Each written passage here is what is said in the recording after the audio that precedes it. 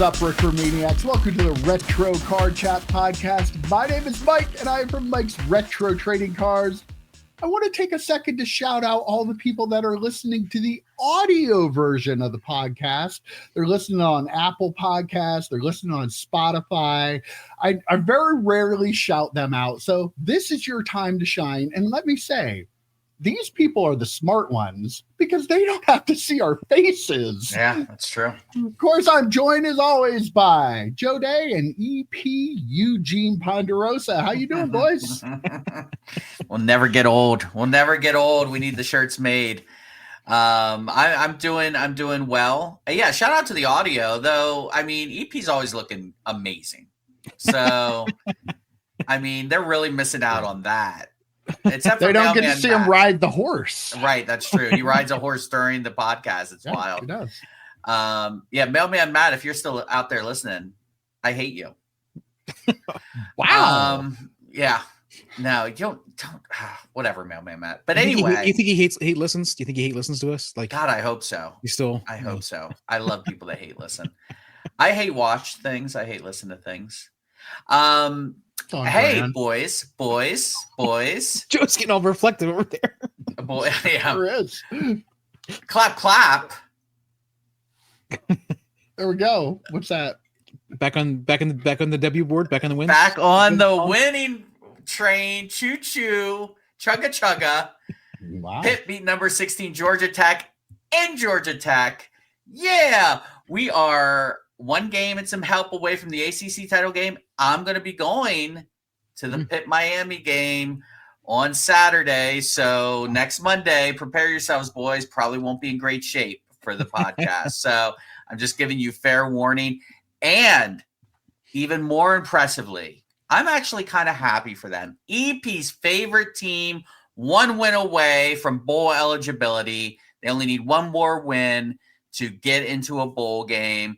Congratulations to your Penn State Nittany Lions, your favorite team. Okay, gotcha. Oh, yeah. Again, if they were undefeated, man. If they were, Notre Dame with their bullshit independent stuff, whatever. But anyway, yes, it's been a good week. And the Pittsburgh Riverhounds, the USL soccer team, won the national championship, whatever it's called, won the national championship. And the MVP, as always, I love it, Dick. Dick was the MVP. Congratulations to Dick. He rose to the occasion. He was a phenomenal, hard pressing, throbbing goalkeeper. He was a great goalkeeper in that game. Won it all. As always, I love when Dick rises to the occasion. Thank you for winning that game for us. Had not given up a goal in the playoffs. It was phenomenal. He almost let the tip in on one, but he stopped it during the shootout. It was great. So, yes, congratulations, Pittsburgh Riverhounds and their MVP, Dick, whose first name I don't know and don't really care. Well, it's not on the back of the jersey, right? So, I mean. Yeah, Rob got one. Know. Rob got a jersey? A jersey, yeah. Yep. So, there we go. Oh, and I'll, just because it's screwing things up, clap, clap. There we go. All right. There we go. How's it going, EP? It's going great. I'm gonna have a beverage. I'm guessing Joe's not. I'm not. I have some Batman metal stuff to pack, and I need to make sure that I'm sober. Don't want to mess that up. Yeah. Right. EP cracking open a beer in celebration of Penn State winning their 5th game. Congratulations to you. Yeah, I mean, we don't want to talk too much on college football, but Notre Dame had a pretty good game, 178-7. So that's was pretty exciting against Syracuse. Do they still have a football team? No, they do. It's football team, probably. But no, I mean that's exciting to see. So I thought with the way they started, I thought for sure it was just going to be just a crappy year. So excited to see what happens. Yep. I can't wait for college football season to be over. So EP can do overtime with Eugene Ponderosa, right? Is that what we're talking about? Yeah, that's it. Mm-hmm. Well, a viewer of the channel, Ben Fuqua? Fuqua? Am I saying that right? I think so. I think so. Ben is a Georgia Tech fan, and he actually tweeted at me yesterday before the game, and I'm like, dude, you're gonna crush us. But Ben, I'm sorry, I really thought you were. Honestly, I've been a Pitt fan for a long time. I honestly thought. So hopefully he does not down this video or unsubscribe. Don't do that, Ben. We still love you, Georgia Tech. Be damned. Okay, so there you have it. I spent all week packing up packages, so there we go. Yeah.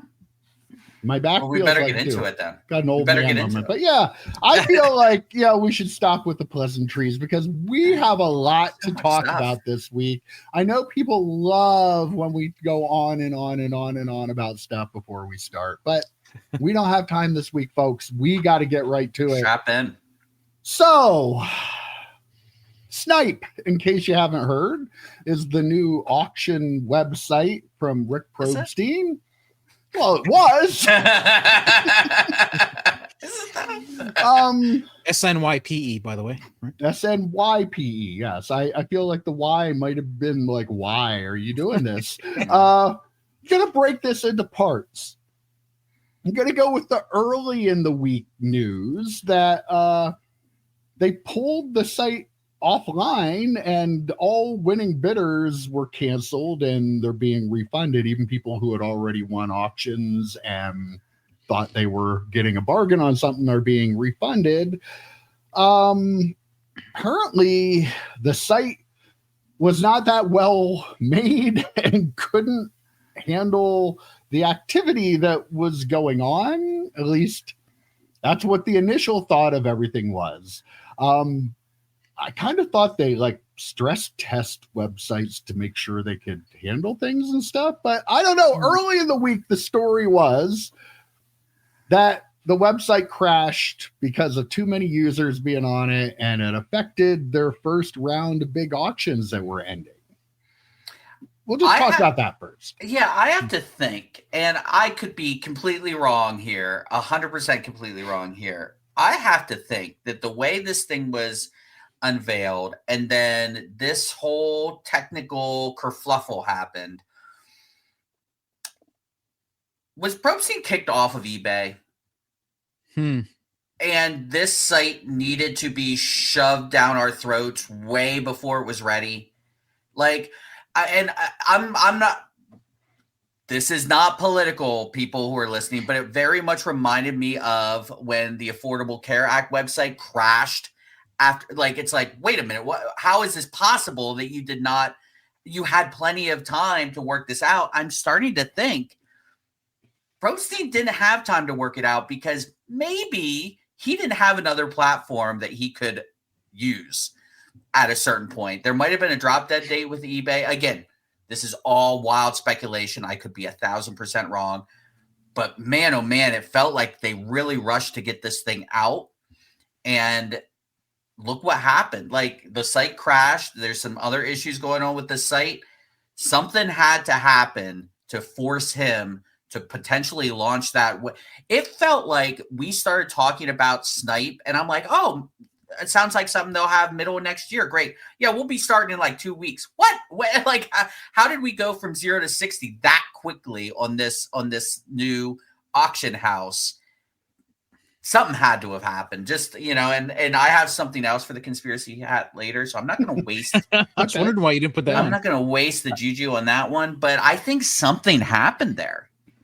I was excited about Snype 100%. So when they launched, I was like, okay, well, let's see what they can do. And then all of a sudden, they shut down right away. I was like, oh my gosh, this is not a good start. This is a terrible start. And then have it, like you said, Mike, have it not be stress tested. It's almost like they missed,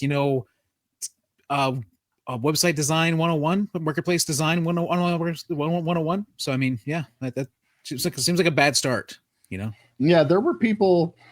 Apparently there were many issues with like bids not even being registered, and apparently you're allowed to do a Snype bid thing, and apparently those were ending auctions before auctions were even supposed to end. So before we get into the rest of this stuff, it was pretty clear there were issues going on with the site before any of the bigger issues started to come out on the site. we can talk about that now. There was a post in the Elite forum. It's a Pokemon forum, and a user noticed that Snype's online backend database was allegedly totally exposed.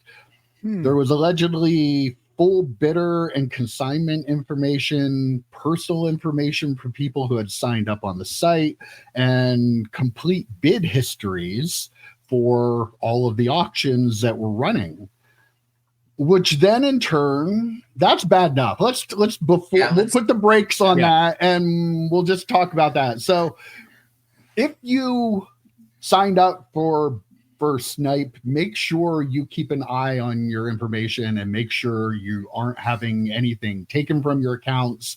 Any payment information you may have stored on there, keep an eye on it. Maybe contact them, get a new card, because apparently all of this information was out there and available.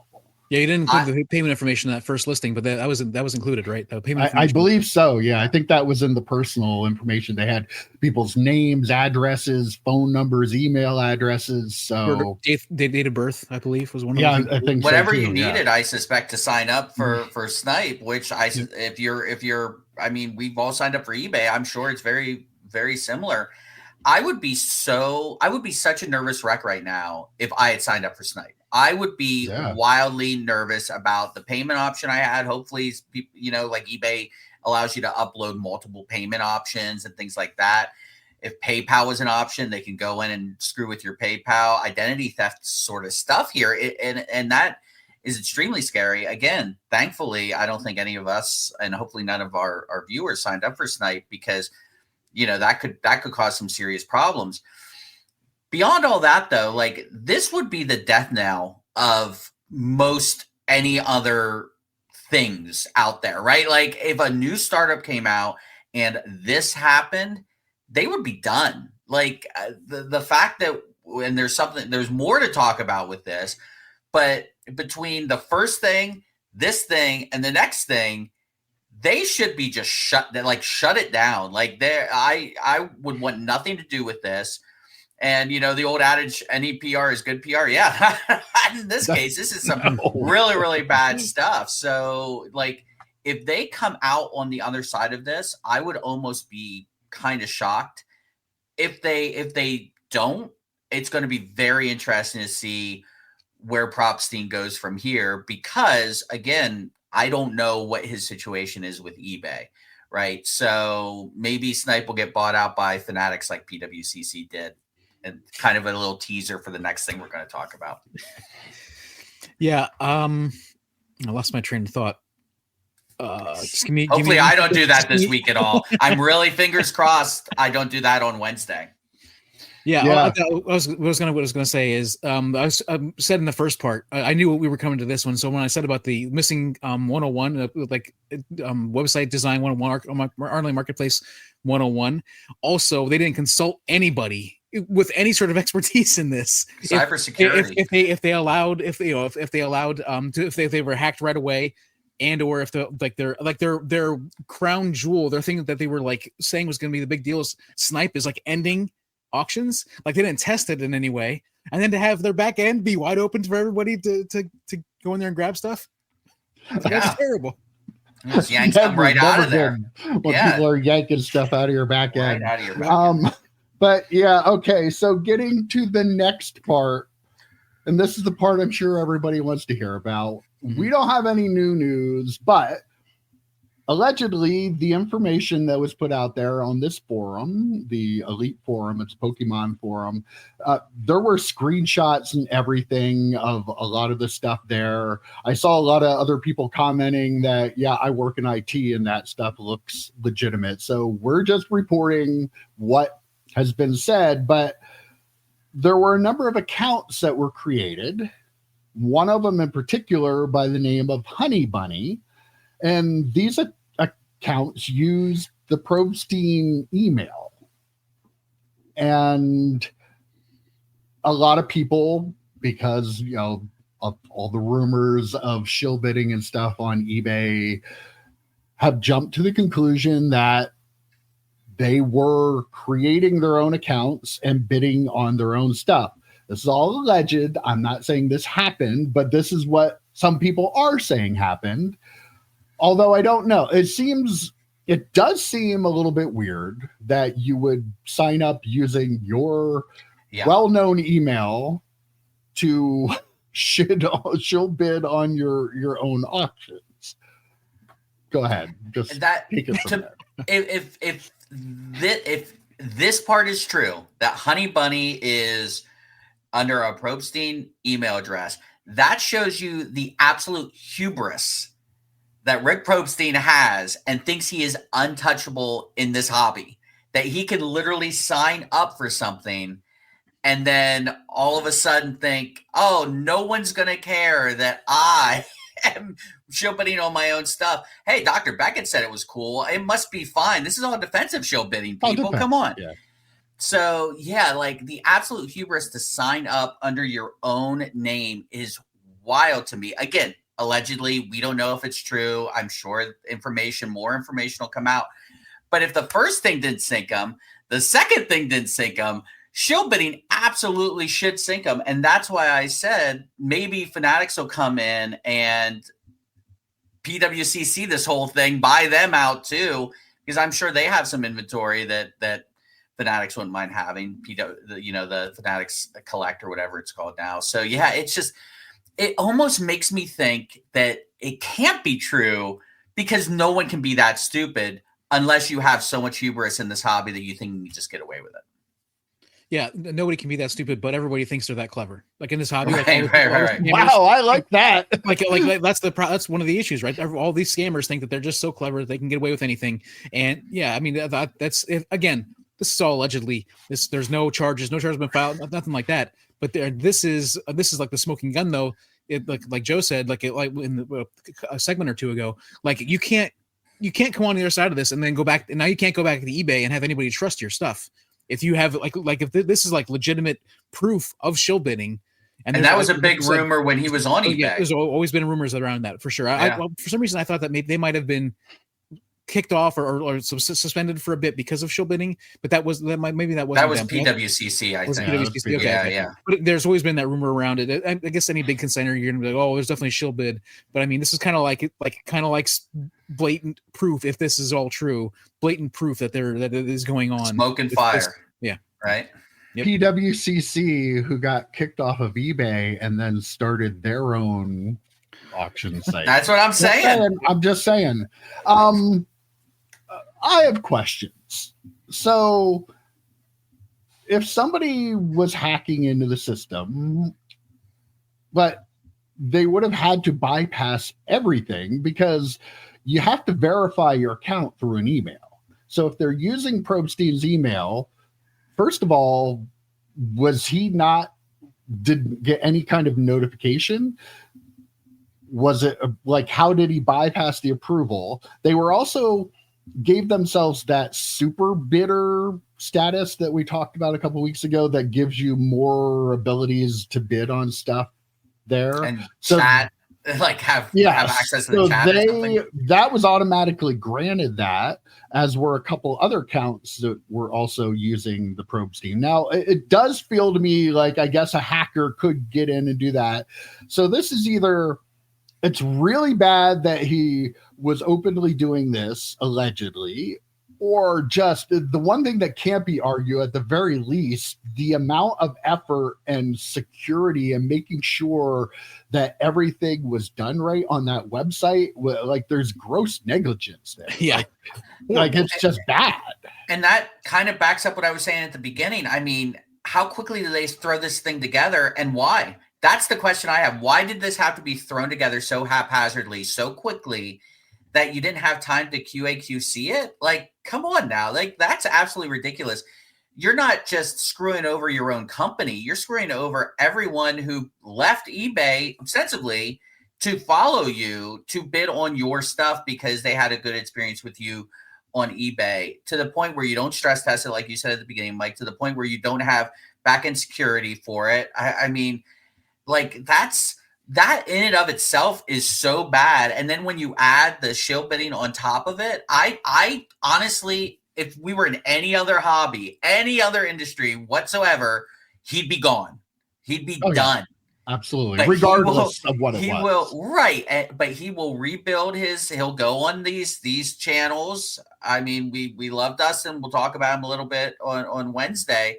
He'll go into these channels and kind of rehabilitate his image within the hobby and then just get right back into it. How many times have we seen people do that left and right? And okay, well, if I can get a card for cheap, I don't care if this person was shill bidding on other stuff. Like, as long as Snype is still out there, it gives me an option. No, you don't. This is why this is one of the big problems. Well, was Honey Bunny the only extra account listed? I think there was a multiple. No, there were a few of them. Yeah, there were a couple of them. Honey Bunny was the big one. Honey Bunny, let me just give you these numbers. Apparently bid. Now, if this is a hacker and somebody doing this to him, put a lot of effort into it, because they bid on 12,081 items and won 25 of them. Some of them were like as low as like $20 cards. Wow. Huh. So that means this problem is much bigger than shill bidding on $5, $10, $100,000 cards.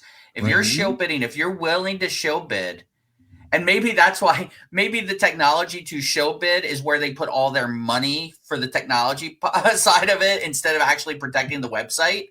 Like, because that doesn't feel like just someone out there. Seems like a lot for somebody who's doing, like, somebody who's trying to make it look like he did it. And but it also feels like something that there is not an individual at Probstein doing this, that it might be a program created within Snype to go and shill bid this stuff. It's completely possible, unless he has like staffers, bidding on 12, 13,000 items. Like, there's got to be some sort of back end side of that. That's EP's dream job right there. Right. I mean, like I've run websites, I've created websites, and like you can create as many. I had an admin account and my account, and if you're somebody who wouldn't want it to be underhanded, I'm not saying that Probstein himself did this, but if you wanted to be underhanded, if you were the person that was behind the website and you wanted to create multiple accounts, like with different names, like the part is making the different names. If you're an administrator and you show up as an administrator, you're not going to be bidding on stuff. But if you are like creating these accounts, and whoever did it created these accounts and then started shill bidding with that account, but with that email, like there's definitely something amiss. There's definitely something amiss, and you just hope it's not the people in charge. But I mean, again, I don't want to live like accusations, but there's the fingers are being pointed. Yeah, fingers are being pointed for sure at this point. An explanation needs to be made. Yes, a legitimate explanation. This is my point. He has disappeared since this happened. He has made no comment about anything, which is just going to add to the speculation. Whatever the situation actually is, him, like, he was everywhere for the launch of this. He was even on Dustin's channel that day that this stuff happened. Like, Dustin dropped a video talking with him about the auctions that were ending that night, and nothing about this since all this happened. Like, I don't know how you can say nothing and just go and hide. That's not a good look. It doesn't necessarily mean you did anything nefarious here, but it sure doesn't make it look good to the normal person looking at this situation that might not know all the details. We don't know the details because nobody's giving us any details from that side. But he's been in this hobby long enough. He knows that he doesn't have to say anything. He knows that he can just slide on back, let it pass, and then come out of the other side of this. That's the modus operandi of pretty much every big wig in this hobby. They do something shitty, and then, okay, I'm going to take a step back for a hot minute. Let the people with very short-term memories forget about it, and then relaunch it. I don't know if he can do that on this one because it seems pretty big, but I feel like we say that every time someone does something shitty in this hobby. Oh, I don't know if they can get through this one. And then like 6 months later, they're back breaking, or they're starting their own company again. It just happens so frequently that I think he's just taking the keep my mouth shut, let it pass, and then come back when it's over, when it blows over to the next thing. Yeah, I mean, I don't disagree, but also in the same breath, I feel like this is so egregious and so bad. The least you should do is come out and say, "Listen, we're going to fix this. We're gonna, like just some boilerplate, like doesn't really mean anything." But if the complete silence, if absence of any sort of remorse or any sort of apology on this regard, really, in my opinion, says a lot to normal people, right? Sure, right. But I mean, also like if you want this website to have any chance of getting off the ground again, like you got to come out and say something like this. I mean, it's toast. I think has to be done, right? Yeah, I mean, there's no chance. This is the hobby, so there's always a chance, but there should be zero chance that this website is ever going to be a thing, unless he partners with someone and they relaunch it or something like that, which again, like I said before, we said this about PWCC. Oh, I don't know. These guys were caught showbidding. I don't know if they're ever going to come back. They came back just under a different name, and they're owned by Fanatics, probably doing better than they were when they were PWCC. Like nothing ever goes away in this hobby. And what's funny is while I mean nothing ever goes away, like people like this never go away. They'll always be in this hobby. There'll always be a Brian Gray in this hobby. There will be. And they keep coming back. Like, I just don't see, we talked about the rundown before we started recording. So I apologize. Are we going to talk about James Beckett or P. Ryan at all this week? No, that just happened. And we're not, and there's so much news this week, but I get it. But that just happened. And we're already moving on to the next thing. Everyone's moving on to the next thing. Is anyone going to talk about James Beckett in a week or two again? No, this news is like the best thing that could have happened for Dr. Right, 100%.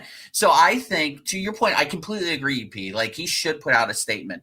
That being said, he's probably thinking, well, in a week, maybe Fanatics or Panini will do something that completely distracts shiny object syndrome that we have in this hobby. Oh, squirrel.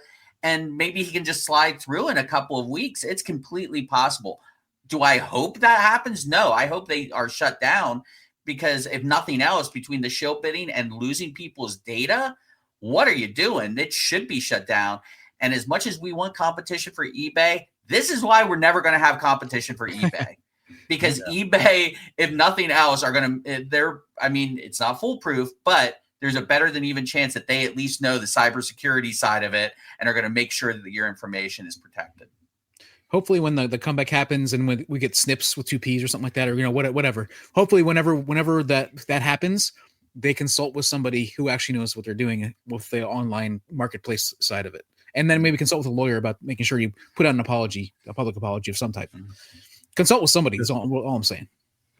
It's not a good look, I'll tell you that much. I have my doubts as to what was actually going on there, but I don't know any more than you do watching at home. So all speculation. So more speculation. Yeah. This came out of nowhere this week. Is COMC potentially in trouble? There was a Twitter user at the Back Pages. He's been around for quite a while. His tweet, he tweeted just kind of out of the blue earlier this week that said, I have it on good authority that COMC is in financial trouble and may not make it past Q2 2026. That was bad enough, but it also came at a time on the same day there were a number of COMC employees that had been let go. And they were on Twitter saying that I'm no longer working for COMC. COMC is also offering a special now that if you deposit $250 into your account, they will give you access to their sold data for the rest of the year. So you have this tweet.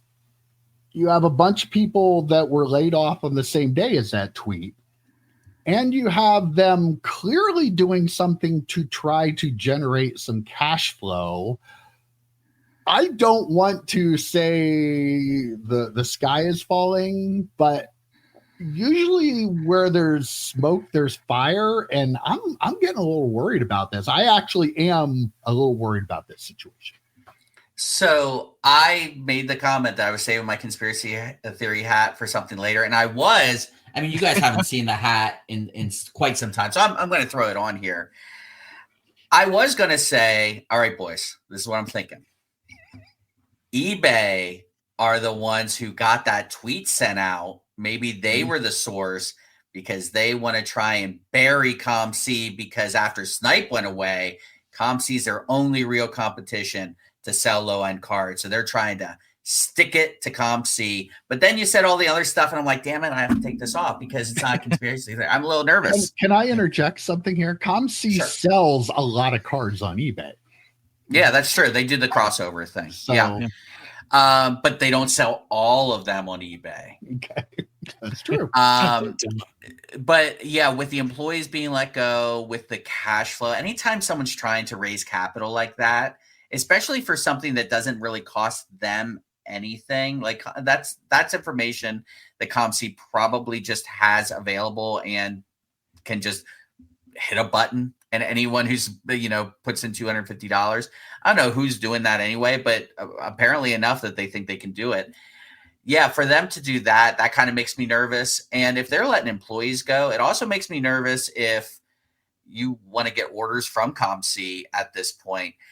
If nothing else, like I think the issue from COMC's perspective, if they don't come out a lot stronger that, no, we're fine and here's proof, it's going to end up being a self-fulfilling prophecy that people are going to pull their cards out of COMC because they're worried about it. People are going to stop buying on COMC because they're worried maybe we won't get the cards because they're letting employees go. And maybe those employees were the ones picking the cards out. Who knows? So while it was like kind of sort of, maybe COMC is having some issues. If everyone stops sending them cards and people stop buying cards, there will end up being an issue regardless. That's why I was kind of making the eBay thing. If you just throw that into the ether, if you just throw it into the world that COMC's having problems and it gets people like us to talk about it and makes people nervous, they might actually not have had a problem. And now they do because people are so nervous. And, if you were getting close to sending an order to COMC to have post your cards, eBay. I keep calling you eBay sometimes. EP, Eugene Ponderosa, you sent cards into COMC very recently, and you said that they were starting to populate on your account. Are you nervous as someone who actually just sent cards in that you might not see those cards ever again and not sell them? Well, luckily, I sent in 202 cards, but luckily they were like Keenan McCardell gold medallion, ultra gold medallion cards, I'll take stuff that, like that. Keenan McCardell. Like stuff. Well, no, I mean he's a great player, but I can't sell him at a card show. You know what I mean? So that cards like that, where I'm not going to sell them at a card show. I could sell them though probably on COMC for the right price. So I sent a lot of those in. So 202 cards that if I don't get them back, it's not the end of the world. It was only 202 cards, mostly from that football card collection. I think it was all from the football card collection except for like 2 cards. So like again, not the end of the world. Didn't send anything in worth a lot of money, but this is concerning.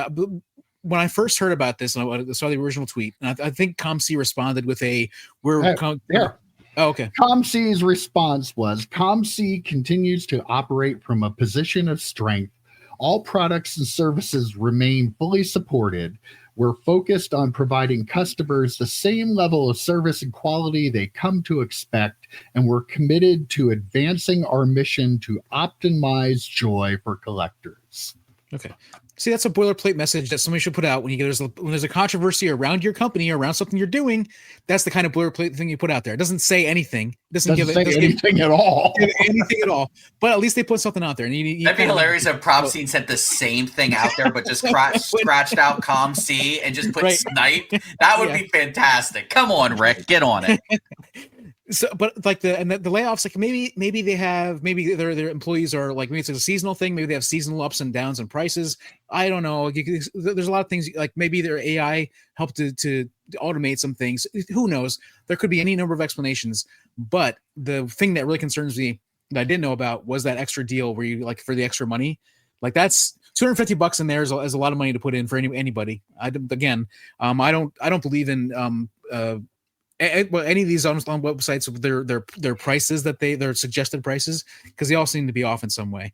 So I don't I'm not definitely not going to put the extra $250 in for this, but it does seem like they're grasping, trying to get some cash to come in there.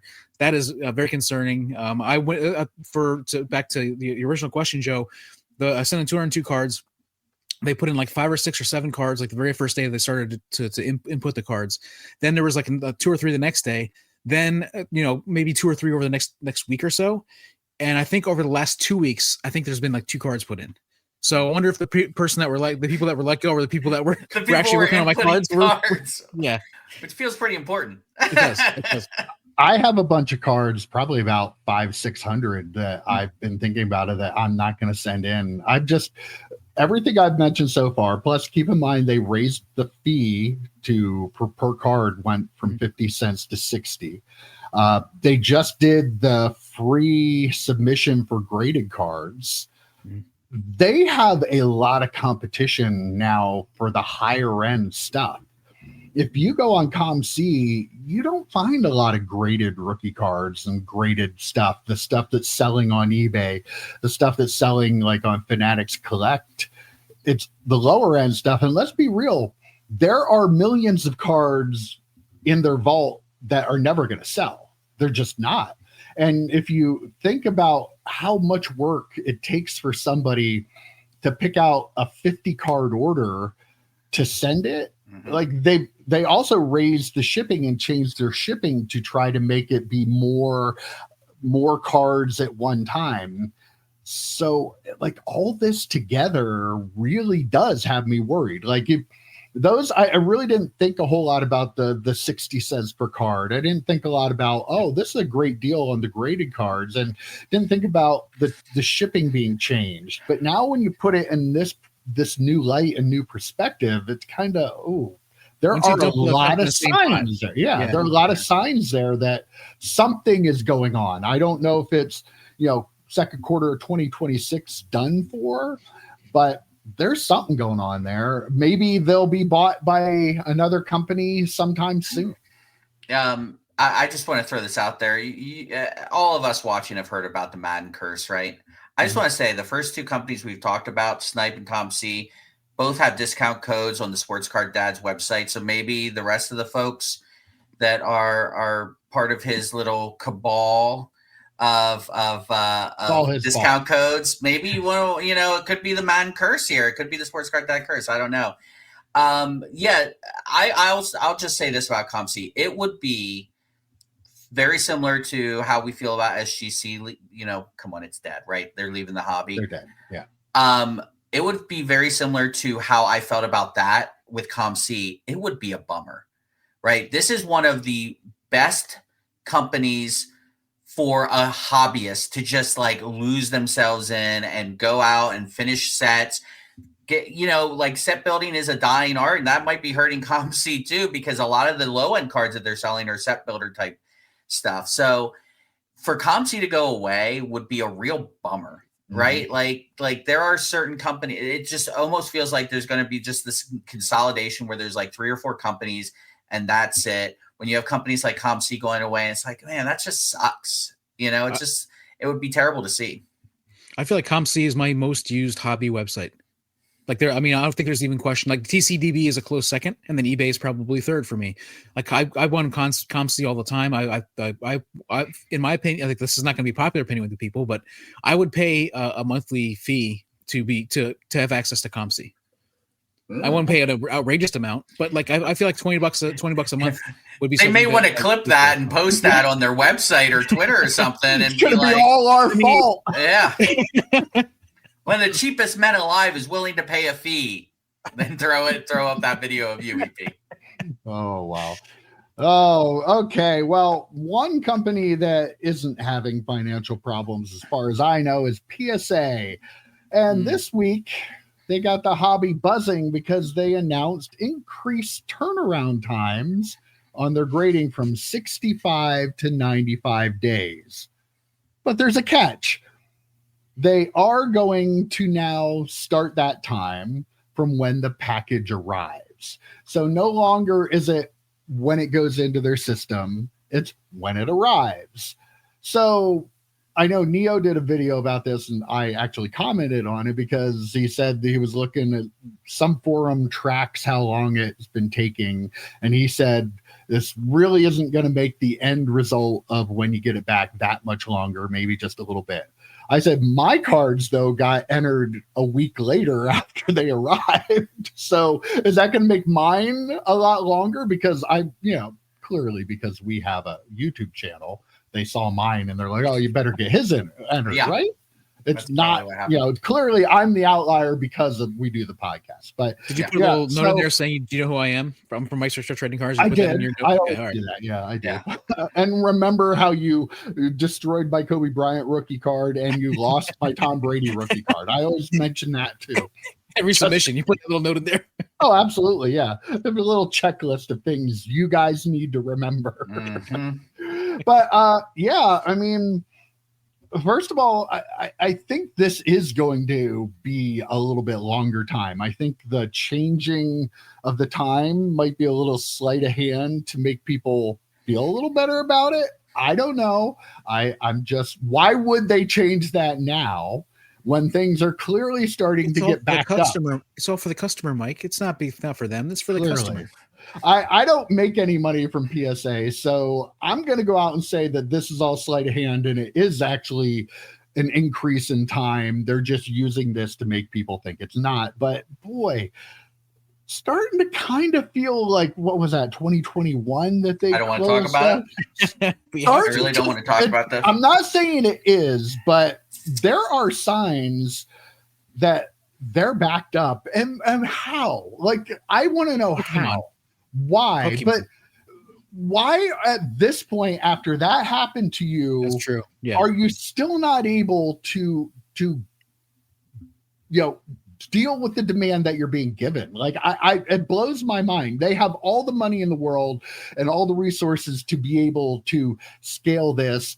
I think they're worried that Pokemon is going to drop off, so they don't want to scale too far, because when that inevitably stops and slows down, then they're going to have too many graders. Yeah, and that was my initial concern with them years ago when it started. There was like that 1 month where the grading numbers went down, right? And that's when I prognosticated that, grading was a thing of the past. I'll tell you this though, again, sports card grading is like that. And if that's your bread and butter, sports card grading has gone down drastically. The amount of cards that are being graded in sports has gone down drastically over the last year or so. So, yeah, I mean, if they think the Pokemon thing is, and TCG in general, is more of a bubble that could burst, you don't want to hire 30 more people on top of the people you poach from SGC. You don't want to hire that many more people. And then all of a sudden, Pokemon drops off, which this is an unsustainable pace. It's an unsustainable pace to grade a game that you need the cards to use to play. It is an unsustainable pace to grade Pokemon cards. So they're probably thinking of it this way. I will say, I did want to come in and say, I'm going to blow everyone's mind and say, I actually like this, that they're being more transparent. To your point, Mike, they could have been doing this a long time ago. Why now? Now is probably not a bad thing. I like that it starts when they get it. Yeah. Yes, in a bubble, because I've had orders where it felt like they were in, like, not uploaded into the system for weeks and weeks, and it went from that to then it goes to research and ID, and then it takes the 60 plus days, business days or whatever. So in a bubble, I like this. It feels more transparent. But with a company like this that, kind of feels like they can rule the world a little bit, when they do stuff that is kind of a good call or kind of is good for the hobby or good for the collector, you think, what's really going on here? Because that's kind of where we're at. And you call me a pessimist all the time, EP. I'm a realist. And you have to look at this from a realist point of view. You always have to wonder, well, what's really going on behind the scenes? Yeah, I agree 100%. It's a great idea to start doing it. I agree that, it probably fits in along the lines with everything else, but this gives them leeway in those cases where things aren't getting taken care of. And I would like to think, I would hope that the process, once it gets to like past that research and ID or to that research and ID, that the process takes the same amount of time as it does now. Like, they're not changing that. It's just that other stuff, like Joe said, having something that's sitting there just arrived and hasn't been processed in any way yet. I wonder if this is also, though, related to our story last week about the Funko Pops not being graded, because I will say, the plastic is probably a concern, as an issue with this many Pokemon cards or whatever. Like, how do you source that much plastic? And so they're just kind of like building in extra time to get enough of that plastic in. I wonder if the Funko Pop thing is kind of related. A company like this, probably everything's kind of related in some way when they do something like this. What do you think the turnaround time and the charge would be for their graded right now if Pokemon hadn't done what it did? If it stayed at the levels it was at a couple years ago?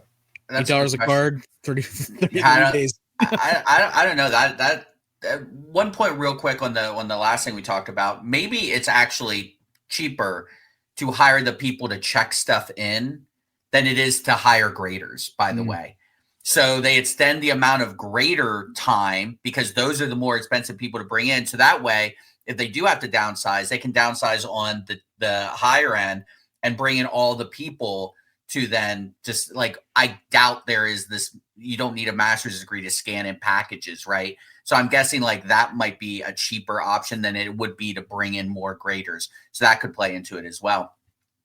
If Pokemon didn't do what it did, I wonder if people slowed up on sending in sports cards because Pokemon did what it did and they saw the time start getting goosed up and thought, well, with sports cards, if you are selling a card of a player who's active, literally those couple of weeks, those couple of days could determine thousands of dollars in value. So maybe it doesn't make sense to send those in. If Pokemon did do what it did and the turnarounds were better, maybe sports cards would be not in total what we're at now with Pokemon Plus sports cards, but it would be closer to what it was a year ago, potentially.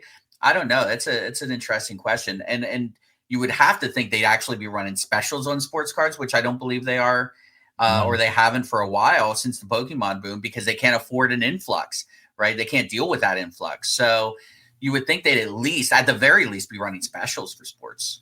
I kind of take back what I said initially. I would love if they started doing specials again. I kind of take back what I said at the beginning, just because, like, how many of these Pokemon submitters are just the flipper bros who transitioned from sports cards to Pokemon cards. So maybe if the Pokemon didn't do this, they'd still be flipping sports cards. Like, who knows? Maybe they moved to Star Trek cards. Maybe that's next. Who knows? No. Stay away from my Star Trek cards. All right. Well, in our weekly segment that we get to bash EP for his comments he's made on earlier podcasts, 2025 Topps Chrome basketball was available for pre-order this past week. That shit is $369.99 a box for a hobby box and $699.99 for a hobby jumbo box. They sold out right away because, of course, it did. And on eBay, the hobby boxes are pre-selling for $550 to $575 and $1,100 for the hobby jumbos. I mean, EP has admitted that his hopes for what was going to happen with box prices didn't really play out like they like. So we're not really hammering him. We're just poking a little fun. But I'm worried now. They've sold this at this price. So this now, everything Topps Chrome is now that price or more, right? I have to admit something on this channel. I in the words of Jerry Orbach and Dirty Dancing, when I'm wrong, I say I'm wrong. I'm wrong, boys. I was wrong. I thought it'd be higher. This seems reasonable to me. Is that weird that we live in such a hobby world that I looked at this? That when you sent the prices, Mike, hand to God, my first thought was, that's it. I really thought, right? The top strike, not the secondary prices, the top strike. Right. That's the thing. Yeah. But we always have this back and forth. And when we've talked about prices with Panini, it's always the question of, well, whose fault is it really? Is it Panini's because they're setting the price, or is it the secondary market because they took Panini's price and jacked it up? Right. So that's kind of the juxtaposition of this whole thing, where on its face, $399.99 for a hobby box doesn't feel that bad. But I've said this so many times on the channel that when Fanatics sees something go higher on the secondary market, that will be the price they sell it at next year. Because why would we let the secondary market have all this extra money when we can have all this extra money? And then guess what happens? The next year, the secondary market's like, well, we got to make a little money. And Fanatics looks at that and goes, wait a minute, the secondary market just made that much more money. Time for next year. And it's going to keep going and going and going. The reason I thought the price seemed low, and I could be wrong in this, but I've always kind of equated Topps Chrome kind of to Prism, but I guess it's more optic. I really don't know like what the 1-to-1 ratio is of kind of like flagship type, or not flagship, cornerstone type of products. Prism being Panini's, obviously, especially, you know, then you have the retail side of it. Is Topps Chrome what we're going to equate to Prism, or is there something else? Like where do we feel that is? Because if $3.99 for Topps Chrome, if it is the Prism equivalent, again, 1-to-1, it doesn't feel bad. But if you're talking, oh, it's actually more of an optic, then that does out of the gate feel expensive. I think Topps Chrome, you can compare that to Prism. I think it's pretty close. I think Prism's a little a step above, like maybe a half step above. But the Topps Chrome is like that is the like flag. You said flagship is the cornerstone. Cornerstone, yeah. Kind of like the one that everybody looks forward to getting. You want the Topps Chrome rookie card of that player. That's why they run the MVP buyback with the Topps Chrome cards and stuff like that. That's why they have all the parallels in the Topps Chrome. So I'm there with that. These prices are ridiculous. Like I mean, I am afraid to figure out to even think about next year when it's football and basketball, what we're going to be paying for a blaster box of Topps Chrome football. Like it's going to be out $100 for a blaster box. What are you going to be paying for a blaster box of baseball next year? Though? Yeah, this is true, considerably higher than what baseball 2025 release is, and that's what I'm worried about. Okay, now the price level's here. Baseball is now $89.99 for a mega box and $49.99 for a blaster, because that's what basketball is going to be. So they're not going to go down. They paid a lot of money to get the baseball license too. So like clearly they're just being Panini. Fanatics is just being Panini. They saw what Panini did. They sold everybody on, oh, we're going to be different than Panini. And then they get everything and they're just Panini. Yep. Yeah. Full stop. No additional comment necessary. And EP he has said this in the past, and I think he's correct in this. Panini started it. Yeah, sure, they absolutely did. They did, yeah. And Fanatics saw that model and said, hold my beer, because we're going to do it just as hard as they did. And not only that, we have built-in buyers that Panini was not guaranteed. We are forcing breaking companies to buy our product. If you don't buy everything, you don't get nothing. So, and they have their own breaking network. So they've done what Panini does on the prices, but they have way more outlets to move this product. So why would they lower the price if they know breakers are being Leighton Sports Cards is breaking SpongeBob Topps Chrome. What are we doing here? Like, so yes, when they have those outlets that they can just sell everything direct to breakers pretty much, why would they lower the price? And breakers like, well, I'll just raise the price a couple bucks here per team and I'm still making really good money. And people, it's like the beautiful mind where with the people don't know how much they're paying into a break. It doesn't seem like that much because they're just paying $50 or $100 and it's a random team. We can just gouge them because they're only paying $100 again in this case. They're not paying the cost of the case, right? So it's just, I don't know. Like that built-in audience is so huge for Fanatics. This should be unsustainable, right? The increases like these high increases, it should be, but Fanatics will make sure that the breakers either get a deal on their stuff, or they'll make sure the breakers are made whole, or they are paying the amount of money. They won't get a deal. They'll just force them to do it, or you don't get a product. It's the stick, not the carrot with Fanatics. But if they're at the point where nobody's buying the hobby boxes because they're too expensive, they'll make sure the breakers are still getting them because that's where they make their most of their money, right? Like I feel like that's what I'm getting at. Yeah, that's why they increase the price. The breakers are always going to be able to break this no matter what they charge for it. And because of that, the rest of us who might want to buy one at our local card shop aren't going to be able to afford to do it. This is what the hobby is now. There's no changing it, and Fanatics is no better than the company that came before. What do you guys think football is going to be? I guarantee you, my guess right now is that football, when it comes out, will be even higher than basketball was. 100%. It absolutely. I wouldn't be. Would you say basketball was $399.99? $369 and Nice. $700 for the jumbo. Yeah. I add 150 to 250 depending on the boxes, and then basketball will come out at that price when the next year of Topps Chrome, and it'll just creep up. The thing I was thinking about too is, regardless of where you stand on things, the economy is pretty bad right now, and people are having a hard time with inflation, all these different things. How can a company justify charging this much and just putting their boot on the throat of every collector who just wants to open something up and have a good time? It is disgraceful. It's disgusting. And I'll tell you what, if you are still buying this, you have to vote with your wallets at this point. If they don't sell out of something, don't buy into that break. Let this shit fall to the ground. Let it explode at this point, because there is no way you're going to get anything at a reasonable price. If we're coming out of the gate at $399, Mike, we're looking at $599 next year, or $69. Nice. We're looking at $569 next year.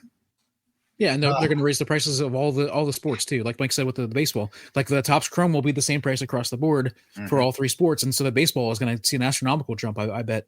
But I bet you next year, I can't wait to see what next year's baseball price is going to be, because it's going to be close to the basketball, right? Like baseball shouldn't be anywhere near it, because most of the stuff in baseball is prospecting, right? So you're not going to see a return anywhere near what you were hoping for on baseball, because you have to let a lot of these prospects actually turn into something. At least with football and basketball, like first round picks, okay, it makes sense. Here we go.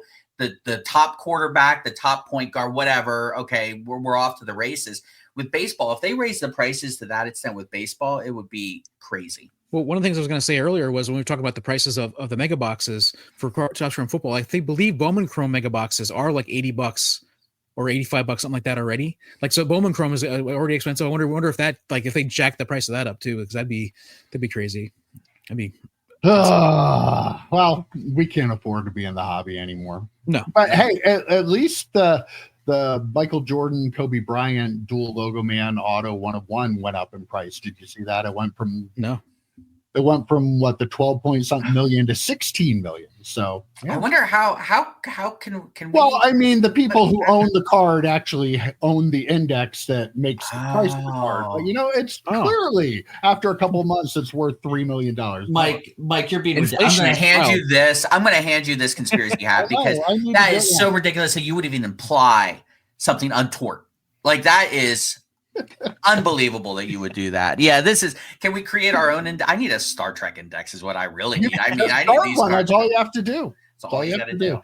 Well, if you are looking for the price of your cards, you can use eBay's new trading card price guide.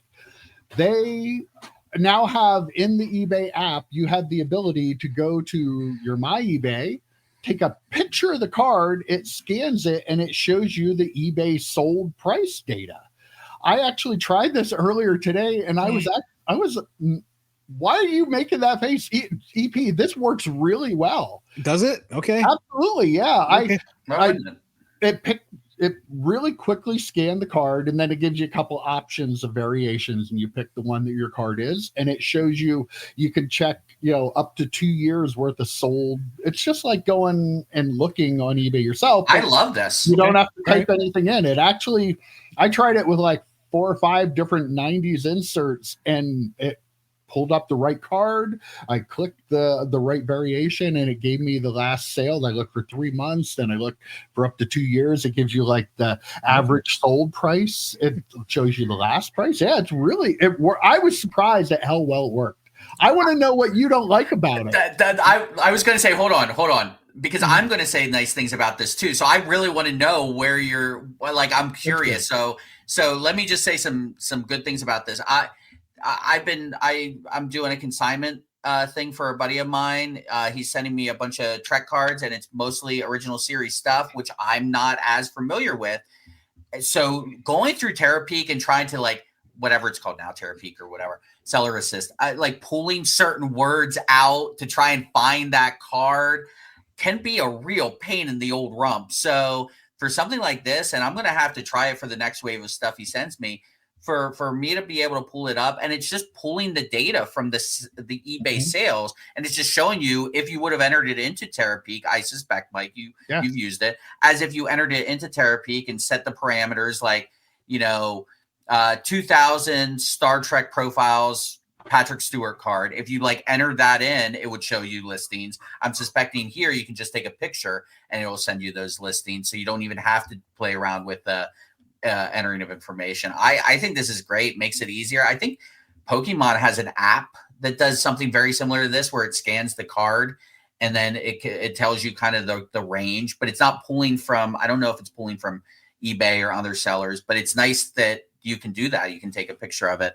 I think Jeff Wilson's what is it, Card Ladder or Market Movers, whatever he has, I think has the ability to like scan the card.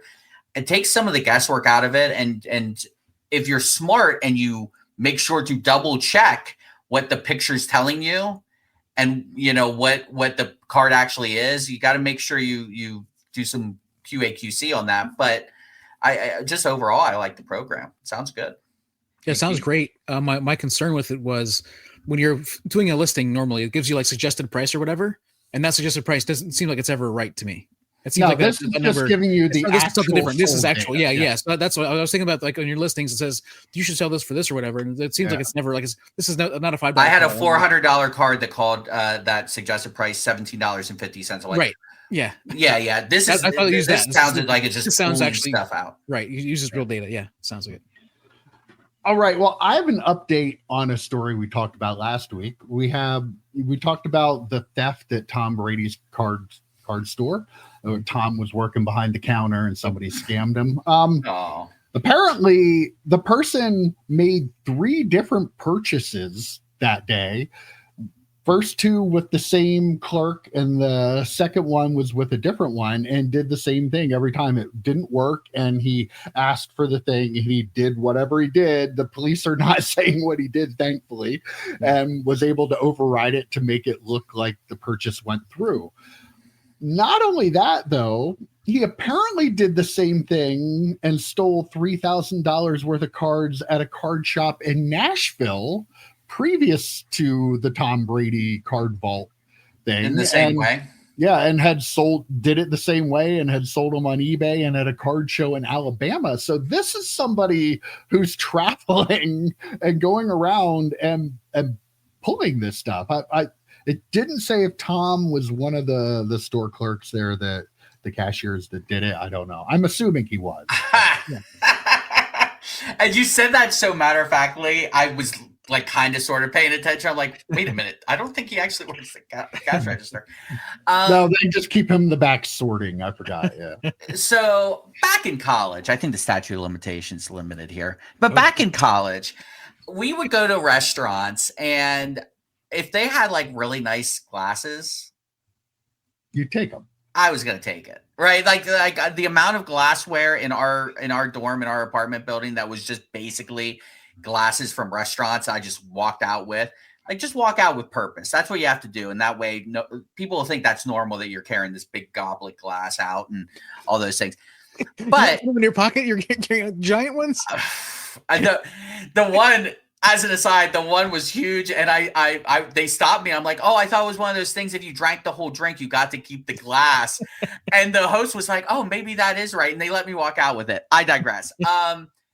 But the smart thing to do is not pay with a credit card, because they have your information. So if you're stealing shit, they can probably trace it back. I'm guessing that's what happened here. How dumb must someone be? I mean, sure, he got away with it in Alabama, but not shocking. But how dumb does someone have to be to use your information? It's probably not his credit card. That's probably why he's declining. I don't know. He got caught, so maybe. No, he didn't get caught. He hasn't been caught.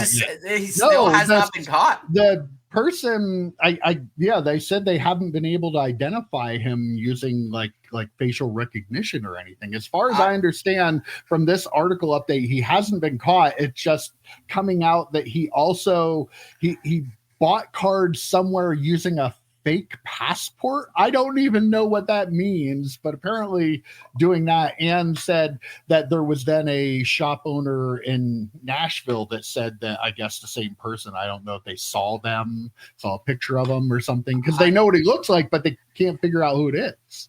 So you're right, Mike. I pulled this up, and apparently there's a description of this guy that they have. Apparently slightly chubby, glasses, beautiful head of hair.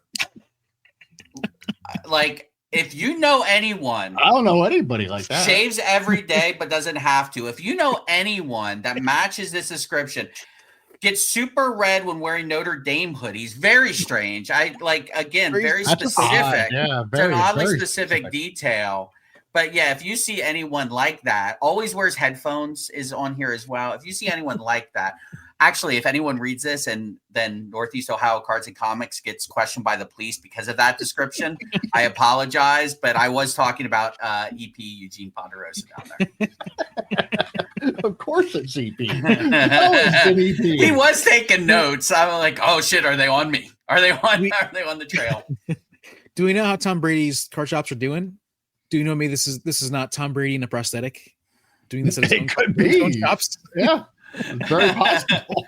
Oh no. Oh my. Oh, some other news. Panini actually extended their deal with the WNBA.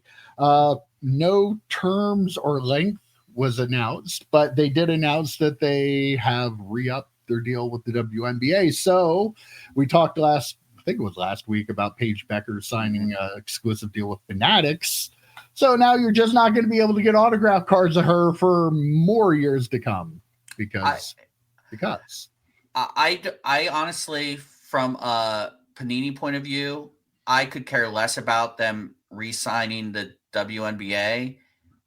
How long is their deal with Caitlin Clark? Is the real question. Like, that's the one that matters the most, honestly. But yeah, I mean, good on them. This is going to have to be their brand, right? Like, as crazy as it is, losing every single license of the three major sports, and potentially Upper Deck losing hockey to Fanatics as well. I mean, if you have the WNBA, you can make a lot of money off of it. It sucks that you're not going to have one of the bright young players, coming in to exclusives. But I'll tell you what, if you're going to have the WNBA license, you have to protect your flank. You have to you have to be proactive like you were with Caitlin Clark and go after these young players and sign them to exclusives. Do a little college scouting of women's basketball, because you need to make sure that Fanatics does not keep doing this, because not only will it hurt your product, though, with a lot of what they put out there, it's insert based and parallel based. So the autographs aren't as huge of a deal, especially with like Prism products. That being said, I mean, if this is going to be your brand, you need to make sure that you have the ability to get these athletes autographing your cards. Like, so be vigilant about that. And all it does at the end of the day, like this Paige Becker's thing, all it does at the end of the day is screw over the collectors who just want their favorite player in their pro uniform, which they're not going to get with her. Hopefully that's a one-time thing that Panini lets happen, but it's not going to be a one-time thing where Fanatics tries to make it happen. Yeah, Forgot my lines. It's been a long time. It is. Yeah. So Joe, they make a good point on Paige Becker. Is like they can still collect the Silver Hollow and the Black Finite. Like, so they're still going to be able to get these. That's range right there, EP. You went from all the way here to all the way here. Well, yeah, the most collected, the toughest one to get, but they're still going to collect those, and I think a lot of people prefer those over the autos. That's a really good point. And so I wonder if they did not give out the details of the length of the contract because it's contingent upon them also having Caitlin Clark. If you have the WNBA license, you have Caitlin Clark, you have to have both of those things. So I wonder if it's like if we lose this contract with Caitlin Clark, we don't want the WNBA anymore. I wonder if that might be the case. They do need to hold on to whatever properties they can, having lost basketball and football. I agree with that. But I wonder if the reason why they didn't put the details out there is because of the Caitlin Clark thing. Very possible. Okay, I think a good story to wrap things up this week on is that Topps sold.